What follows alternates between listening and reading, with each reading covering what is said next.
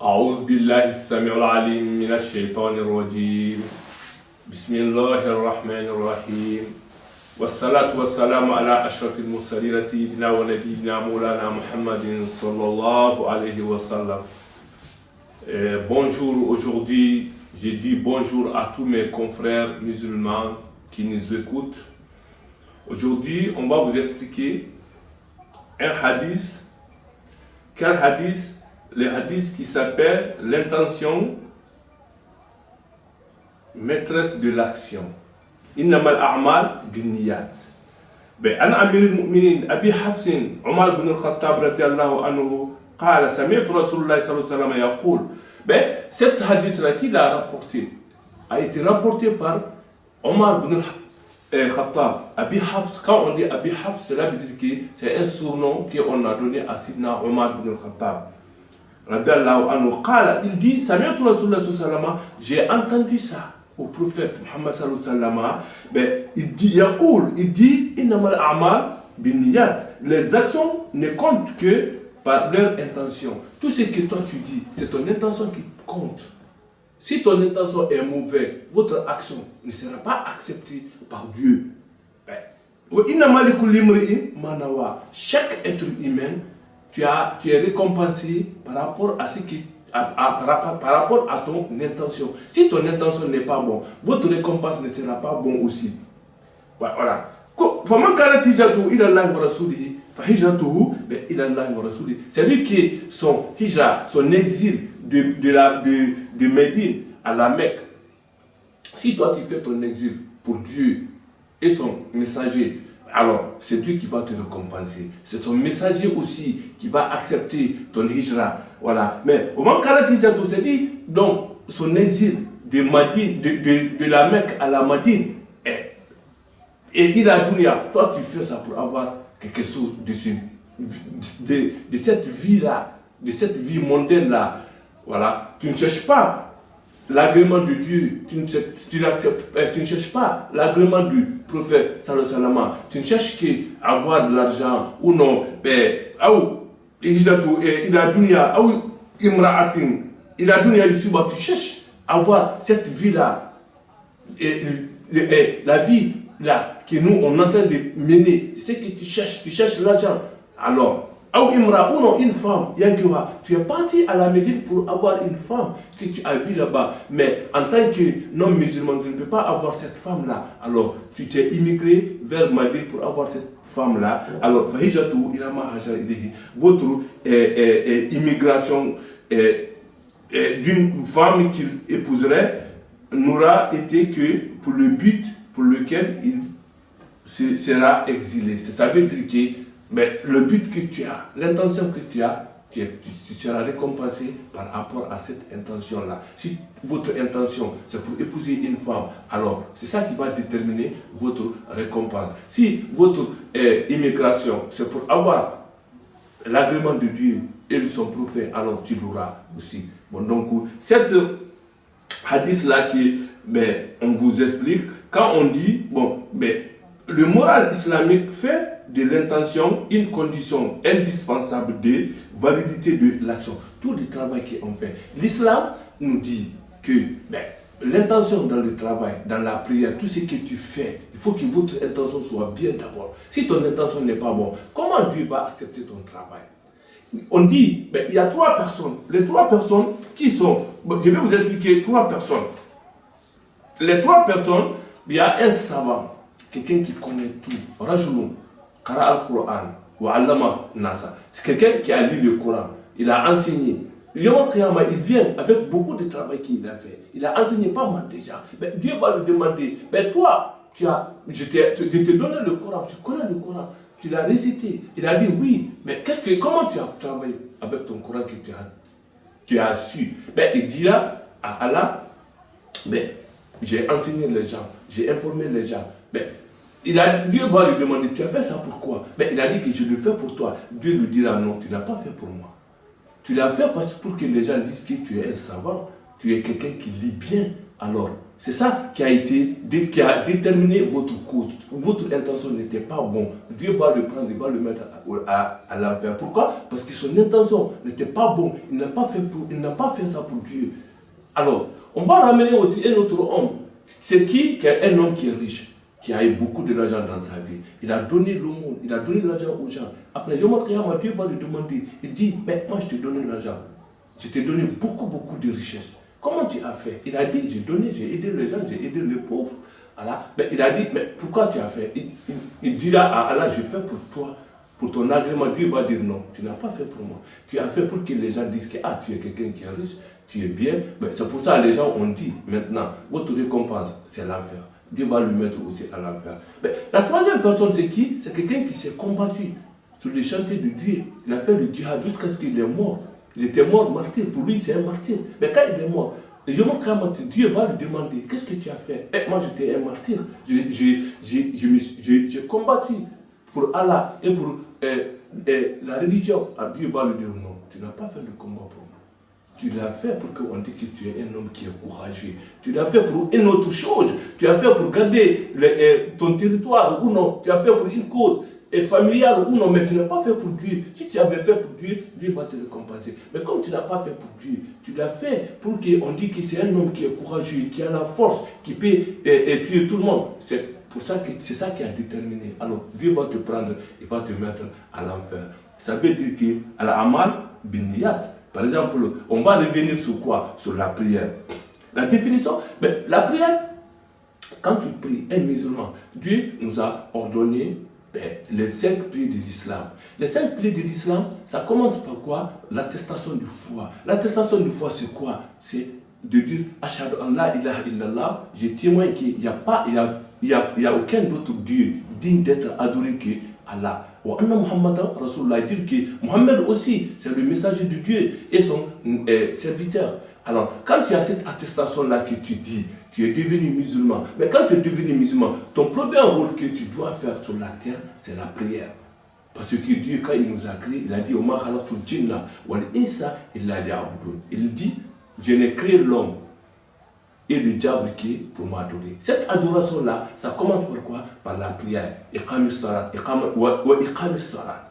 Parce qu'on vous a beaucoup expliqué le hadith quand Jibril est venu. Donc, on va vous lui expliquer encore dans ce livre aussi qui est en Nawawi. Voilà. Jibril yas'al wa nabi yujib. On dit, Gabriel demande, le prophète répond. Voilà. Mais la prière, c'est la deuxième pilier de l'islam. Voilà. Mais quand on doit prier, on doit ordonner à nos enfants à prier. Mais la prière, là, comment il faut faire? Pour commencer la prière, il faut connaître l'ablution d'abord. Il faut être propre. Il faut que ton enfant, il faut lui apprendre la propriété. Et être propre en islam. Il faut être propre. Bon, comment être propre dans l'islam? Avant de faire la prière, il faut faire l'ablution. Voilà. Cette ablution-là, la définition de l'ablution, c'est une purification rituelle. Ça veut dire qu'il faut que c'est une purification. C'est pas que le matin tu te réveilles, tu laves ta main, la bouche, le visage, c'est pas ça. C'est rituel, c'est avec l'intention de faire la prière. Voilà. Il faut avoir une intention de te purifier, que ça soit rituel de certaines parties du corps. Ça veut dire qu'il faut laver certaines parties du corps, voilà, avant certains actes religieux comme la prière. Ça veut dire que l'ablution, il faut laver certaines parties du corps avant certaines adorations de Dieu comme la prière, comme quand tu veux lire le Coran. Avant la lecture du Coran, il faut faire l'ablution. Avant de faire le tawaf, la circumambulation autour du Al-Kaaba, le tour du Kaaba, avant de le faire, il faut que tu fasses l'ablution. Voilà. Avant de faire les ablutions, il faut s'assurer qu'on n'a pas envie d'aller au petit coin. Bon, quand tu vas à la mosquée, alors, tu veux faire la prière, tu veux te mettre derrière l'imam, mais il faut t'assurer que tu n'auras pas envie d'aller aux toilettes. Vous comprenez? Non, il faut aller aux toilettes, tous les besoins naturels, tu les fais, après tu fais ton ablution, après tu viens, tu rentres dans la mosquée, tu te mets derrière l'imam pour faire la prière. Ça aussi, ce sont des préparations à faire avant de commencer les ablutions et avant de commencer aussi la prière. Voilà. Donc, Bon, nos parties intimes et nos vêtements aussi soient propres. Les vêtements que tu portes pour prier, il faut que ça soit propre. Il ne faut pas qu'il y ait des souillures dedans. Il faut que tes parties intimes aussi, voilà, soient propres. Il n'y a pas de... il n'y a pas de... Il ne faut pas uriner. Quand tu urines, tu te nettoies. Voilà. Quand tu rentres aux toilettes aussi, il n'y a pas de caca sur toi, ni sur ton... ni les vêtements que tu portes. Il faut que tout soit propre et qu'il soit débarrassé de toute souillure. Urine et l'excrémation, ça veut dire que quand tu rentres aux toilettes, ce que tu fais, tout ce que tu fais, il faut que tu sois propre. Voilà. C'est ça, le règle de conduite à observer lorsqu'on est aux toilettes. Il faut que tu sois bien propre. Après, s'éloigner des gens et de leur regard. Quand tu fais si ce n'est pas du toilette, par exemple, tu veux faire tes besoins naturels, par exemple, à l'extinction. Voilà. Donc là, il faut aller loin s'il n'y a pas de toilettes. Mais s'il y a des toilettes, tu rentres dans ton toilette, tu le fais, tu fais tes besoins naturels. Après, tu sors, tu fais tes ablutions. Après ça, tu fais l'invocation de Dieu. C'est ça qu'on dit à doigt. Tu fais à doigt. Tu dis Allahumma inni a'udhu bika minal khubthi wal khaba'ith. Tu demandes Dieu, mais ça veut dire que, oh Seigneur, je prends refuge auprès de toi contre les démons mâles et femelles. Ça veut dire que ce sont des démons, des diables qui perturbent les gens. Tu demandes à Allah quand tu rentres dans la toilette pour faire tes besoins naturels. Tu demandes à Allah, Allahumma inni a'udhu bika minal khubthi wal khaba'ith. Bon, donc, quand tu rentres aussi, entrer par le pied gauche. Quand tu rentres dans la toilette, il faut mettre le pied gauche en avant, en sortant le pied droit. C'est comme ça, c'est le règle qui a été dit, voilà, qui nous a été dicté. Ne pas ramener avec soi des écritures contenant les paroles d'Allah. Quand tu rentres aussi aux toilettes, par exemple, tu as des versets du Coran sur toi. Parce que par exemple, on peut vous écrire là des talismans. Mais les talismans qu'on vous a écrit, Bismillahirrahmanirrahim, surtout Fatah est écrit dedans. Toi, tu mets ça sur toi pour te protéger. Pourquoi? Parce que c'est le nom de Dieu. C'est quelque chose qui se fait naturellement. Ça, c'est pas interdit. Quand on dit, la voyance n'est pas bon, mais c'est pas le nom de Dieu. Ça, c'est Aruqya Sharia. Tu peux avoir le nom de Dieu, tu peux l'écrire, tu le bois, tu te laves avec ou non, tu le mets sur toi, ça se fait. Mais quand tu rentres aux toilettes, il ne faut pas rentrer avec ça dans la toilette, parce que c'est le nom de Dieu, c'est propre. Voilà. Bon, donc il faut que toi aussi, qui porte, il faut que toi-même, tu sois propre. Voilà. Il ne faut pas donner à quelqu'un qui n'est pas propre aussi. Comme on dit là, personne ne doit les toucher, sauf ceux qui sont propres. Voilà. Ça veut dire que, ne parlez pas à l'intérieur des toilettes aussi. Quand tu es aux toilettes, tout ça là, on vous dit, avant de faire l'ablution, il faut que tu sois propre. On se met en propreté dans la toilette. Voilà. Dedans, il ne faut pas parler à quelqu'un quand tu es dedans. Même si quelqu'un t'appelle, par exemple, tu es aux toilettes, ta mère t'appelle, tu peux frapper la porte pour qu'il sache que tu es occupé là-bas. Mais tu ne dois pas parler, sauf en cas d'urgence. Voilà. Bon, donc, faire ça aussi, quand tu sors, tu fais l'invocation. Tu dis, on fera le karabara. Tu dis, Dieu, tu demandes le pardon de Allah. Après, quand tu te mets bien à l'aise, maintenant tu demandes le pardon de Allah. Si possible, ne pas se tourner vers la Qibla ou lui donner le dos. Si tu peux aussi, quand tu rentres dans la toilette, quand tu fais tes besoins naturels, il ne faut pas que tu te tournes vers la Qibla ou non, ni face ni au dos du Qibla. C'est pas normal. Mais maintenant, comme nous, on est dans des immeubles, voilà. Si c'est dans les immeubles de toilettes, c'est pas grave. Mais si tu es en dehors, comme dans les déserts comme ça, là, il faut mettre quelque chose entre toi avec le Qibla. Ou non, tu te mets à gauche ou à droite du Qibla, mais pas face, ni dos au dos. Voilà, c'est ce qu'il dit. Voilà. Bon, donc, maintenant, se nettoyer avec la main gauche. Après avoir fait les besoins naturels, quand tu te nettoies avec la main gauche, pas la main droite. Tu prends l'eau avec la main droite et tu te nettoies avec la main gauche. Le mérite des ablutions. Maintenant, on va vous expliquer certains mérites des ablutions avant la prière. Parce que, il ne faut pas dire que, moi je prie, je fais l'ablution. Mais est-ce que c'est important? C'est important. Avant de voir comment faire les ablutions, apprenons ensemble quelques mérites des ablutions. Voilà. Espérons ainsi valoriser cet acte d'adoration et être parmi ceux qui aiment faire les ablutions et qui les ont toujours. Les ablutions effacent nos petits péchés. Tous les péchés qu'on fait, les ablutions là, les effacent. Qala Rasulullah sallallahu alayhi wa sallam, ala adullukum ala ma yamhullahu bihi al-khataya wa yarfa'u bihi ad-darajat. Qalu bala qala isbaghul wudu ala al-makari. Le prophète sallallahu alayhi wa sallam, il dit, vous ne voulez pas que je vous explique et je vous indique quelque chose, et je vous indique quelque chose qui efface tous vos péchés que vous faites. Tous les péchés que vous faites. Et au Yakobi Darjat, il vous élève en degré. Voilà. Bon, donc il a dit ça. Allah a effacé les fautes et élevé les degrés. Les compagnons ont dit oui, Ya Rasulallah, nous voulons ça.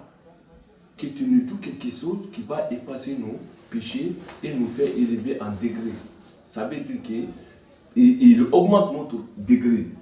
Le prophète a dit Isbaul Wudu. Il a dit qu'il faut faire intégrer et bien repris.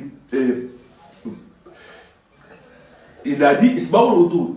Faire l'ablution intégrale. Ça veut dire qu'il faut bien le faire. Voilà, alors même dans des endroits, même en circonstances difficiles.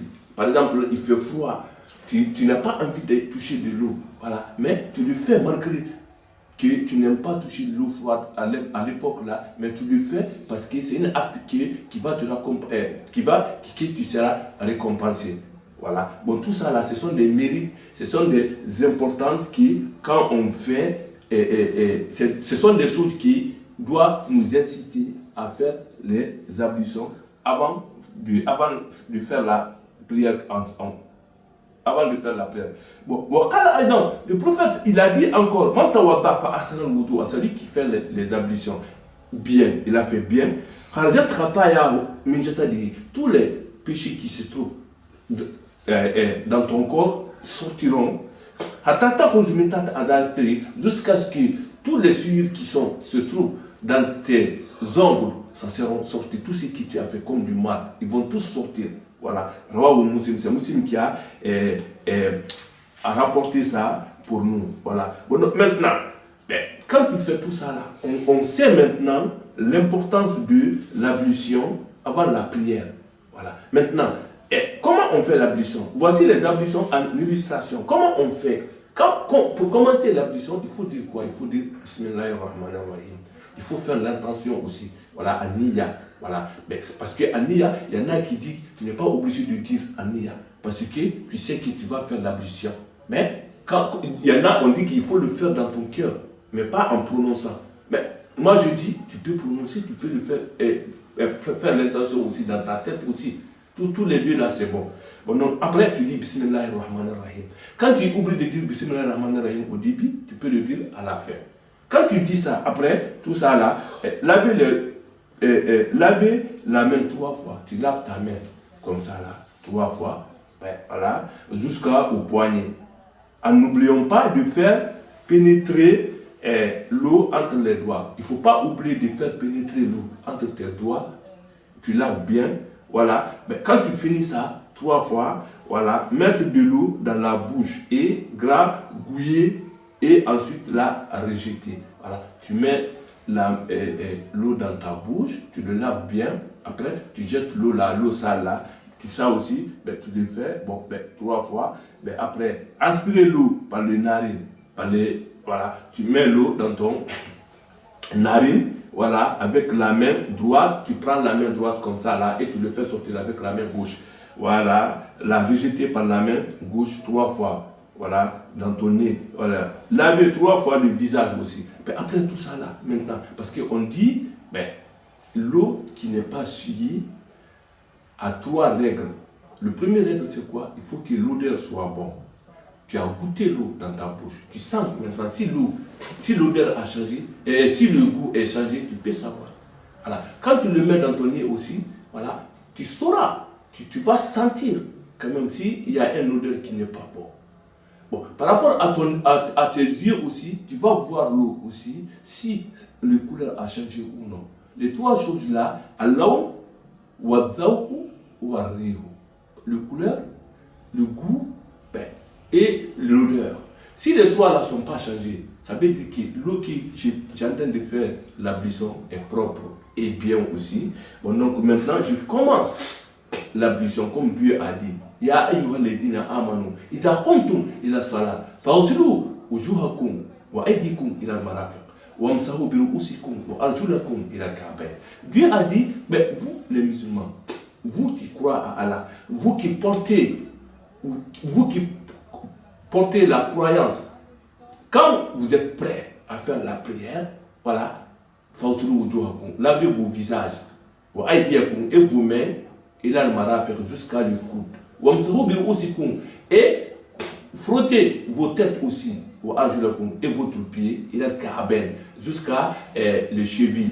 Voilà. Bon, donc, c'est ça le verset coranique qui est arrivé pour l'ablution, pour rendre l'ablution obligatoire, qui a été révélé pour rendre l'ablution obligatoire. Bon, donc, il dit, lavez 3 fois les visages aussi, il faut laver les visages 3 fois, bon, voilà, jusqu'au-dessus du menton et de l'extrémité d'une oreille à l'autre. Ça veut dire que d'ici jusqu'à ici et d'ici aussi jusqu'à ici. Ça veut dire qu'il faut le laver 3 fois. C'est laver d'abord avant-bras, voilà. Ça veut dire qu'il faut laver avant-bras droite 3 fois. Voilà, tu laves la main droite 3 fois aussi, voilà, l'avant-bras gauche 3 fois jusqu'au coude, y compris ça aussi, c'est la même chose, ici 3 fois jusqu'au coude, ici aussi 3 fois jusqu'au coude, Passez les 2 mains mouillées sur les cheveux, tu passes les 2 mains, tu mets l'eau dans ta main comme ça, tu les passes sur la tête, voilà, tous les cheveux, depuis le haut du front, ça veut dire qu'ici, voilà, jusqu'à la nuque, derrière la tête là, et le ramener au même endroit une seule fois, puis passer les doigts mouillés à l'intérieur des oreilles aussi. Cela veut dire que la main mouillée, tu le mets à l'intérieur de tes oreilles comme ça là, pour le laver aussi. Après ça, lavez d'abord les pieds droits jusqu'à le cheville et passer l'eau entre les orteils 3 fois, puis lavez les pieds gauches jusqu'à la cheville et passer l'eau entre les orteils 3 fois. Ça, c'est l'ablution qu'il faut faire, il faut comprendre ça avant de commencer la prière. Quand tu fais ça, qu'est-ce que tu vas dire maintenant? Tu dis Ashhadu an la ilaha illallah, tu mets ta main comme ça. Wa ashhadu anna Muhammadan abduhu wa rasuluhu, Allahumma ja'alni minat tawwabin wa ja'alni minal mutatahhirin. Il dit, voilà, mais Ashhadu an la ilaha illallah, je témoigne qu'il n'y a pas d'autre divinité digne d'être adorée qu'Allah. Wa anna Muhammadan, et Mohammed aussi, abduhu, ce sont serviteurs, et son messager, et son envoyé. Ça veut dire que tu dis ça. Quand tu dis ça, ça veut dire que tu as accompli quelque chose qui est tellement important dans l'islam que tu pourras maintenant commencer la prière. Bon, la prière, on va vous expliquer ça autrement. Dit, pas aujourd'hui. Là, on vous a expliqué l'ablution et les intentions dans la prière. Mais Dieu maintenant, un être humain, Dieu a dit dans son Coran, Dieu a dit, j'ai honoré, j'ai respecté Bani Adam, les enfants d'Adam. Je les ai ramenés, ça veut dire que je les ai hébergés partout. Là où il y a l'eau, ils sont là-bas. Là où, sur la terre et dans l'eau aussi, ils sont partout, dans les îles, dans les endroits où il n'y a pas de l'eau. L'être humain vit là-bas. Dieu nous a tout donné, il nous a fait l'honneur. Pourquoi il nous a fait ça? Parce que Dieu a dit, Dieu a dit, j'ai Al-Amana. Qu'est-ce que ça veut dire Al-Amana? La confiance.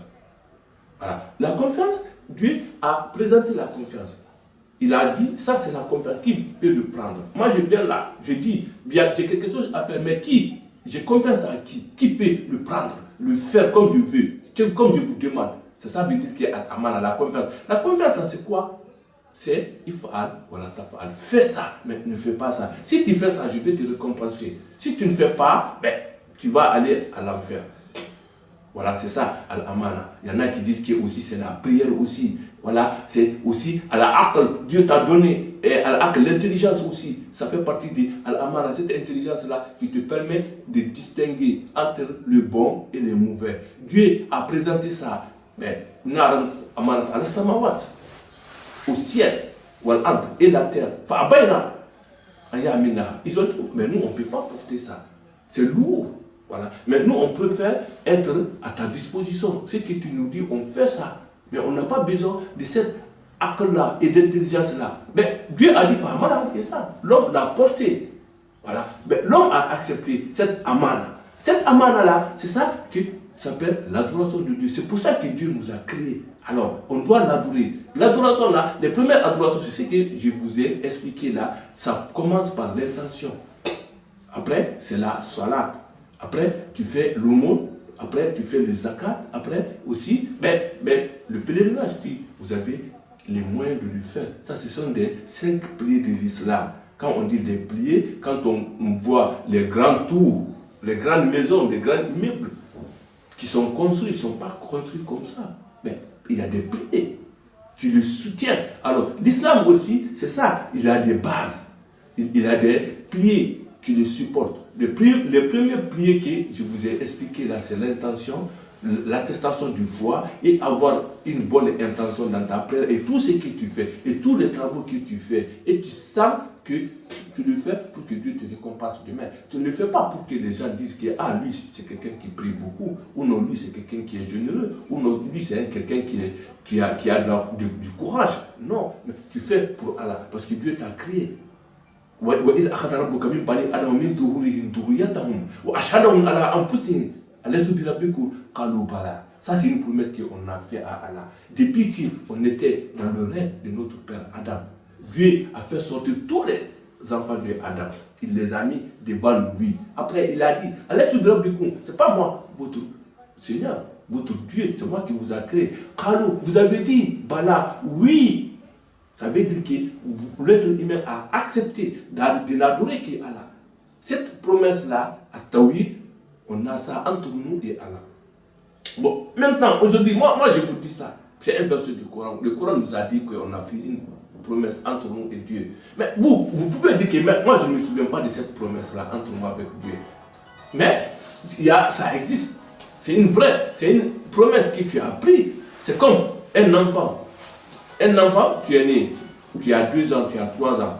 Tout ce que tu as fait, tu ne te souviens pas, tu ne le sais pas, tu as dit certains mots. Mais si ta mère te dit, tu as dit ça quand tu es jeune, tu as fait ça quand tu étais petit, quand tu avais 1 an, quand tu avais 2 ans, tu as fait ça, tu vas le croire. Mais si Dieu t'a dit, te dit que tu lui as promis de n'adorer que lui, qu'est-ce que tu vas dire? Qu'est-ce que tu vas faire? Tu dois le croire, parce que c'est ton Seigneur, c'est lui qui t'a mis au monde, tu dois le croire.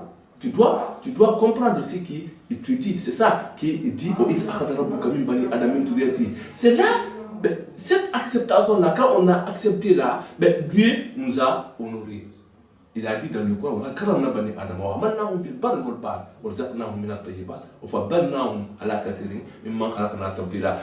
il nous a donné la supériorité à tout ce qu'il a créé sur la terre. Pourquoi? Parce qu'on a accepté de porter cette confiance-là qui est, je vais adorer Allah, je ne vais pas l'associer à quelque chose qui n'est pas Allah. Ça veut dire que l'adoration est réservée uniquement à Allah. La prière, c'est pour Allah. Voilà. Il faut que tu n'adores que Allah seulement. Voilà. Bon, donc, c'est ce que j'ai la possibilité de vous expliquer aujourd'hui. Bon, donc, aujourd'hui, on va s'arrêter ici. Voilà. Allahumma rabbana taqabbal minna innaka antas samiul alim wa tub alayna innaka antat tawwabur rahim waghfir lana dhunubana wa israfana fi amrina wa thabbit aqdamana ala sirat wansurna ala alqawmil kafirin subhana rabbika rabbil izzati amma yasifun wa salamun ala al mursalin walhamdulillahi rabbil alamin. Al-Fatiha. Bismillahir rahmanir rahim. Alhamdulillahi rabbil alamin arrahmanir rahim maliki yawmiddin.